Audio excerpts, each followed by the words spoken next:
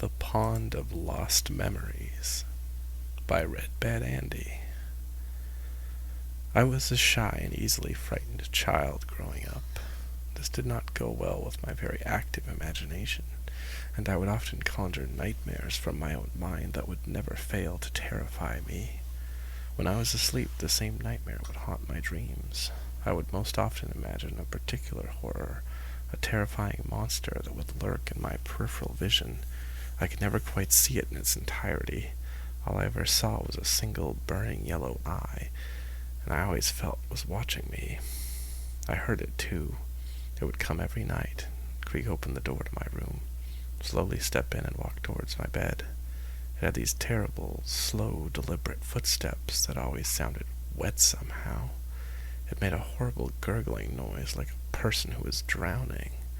It would look down at me, and I was always too afraid to look directly back. I would hold my breath under my covers and stay completely still in suspense of what would happen next. I would wake up screaming, often waking my parents as well. I was told in two particularly bad instances I had even somehow broken my arm falling out of bed. Another time I had managed to cut myself on my bed somehow, and it was so bad I needed to get stitches.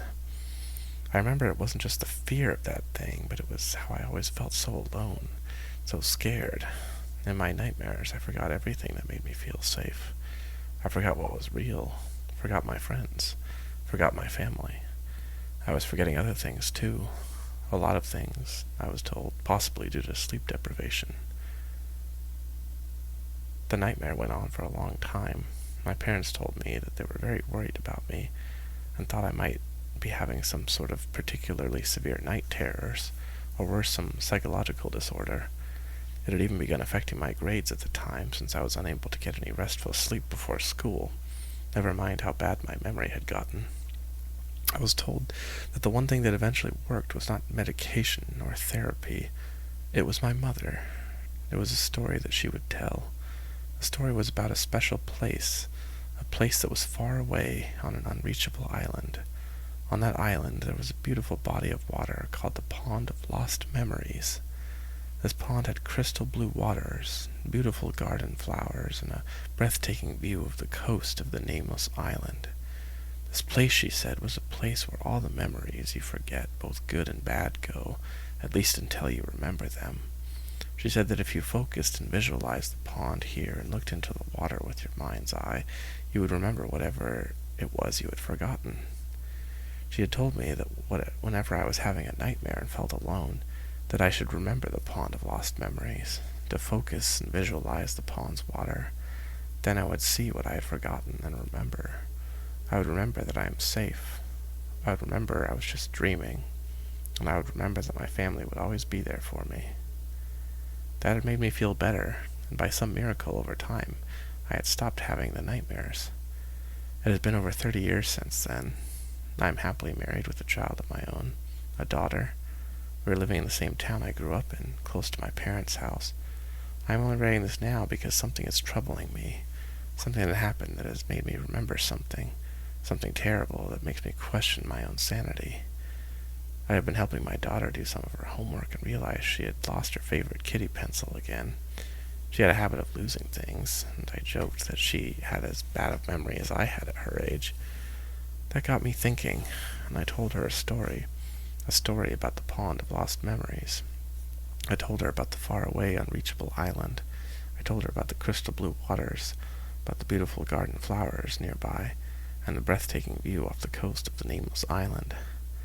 I told her that this place she imagined was the place where all the memories you forget, both good and bad, go, at least until you remember them. I told her that if you focused and visualized the pond here and looked into the water with your mind's eye, you would remember whatever it was you had forgotten. As I told her this, I found myself instinctually doing the same, just as my mom had told me. Then I paused in slowly dawning horror. It had worked. I remembered what I had forgotten, too. I remembered now, and what I didn't tell my daughter was that what I saw in the waters was a single burning yellow eye, and what I remembered was I had never fallen out of bed as a child. I had never cut myself on it either. No, what I remembered was the monstrous strength it possessed that broke my arm, and how sharp its claws were when they cut my skin. I started to have a minor panic attack, and after my daughter found her pencil, she asked if I was okay. She looked at me with concern on her face. I told her I was fine as I forced the horrible memories from my mind. They couldn't be real, I told myself. They were just vivid memories of my nightmares, that was all. That's what I had been telling myself all day yesterday, and what I continued on into the night in my mind like a mantra.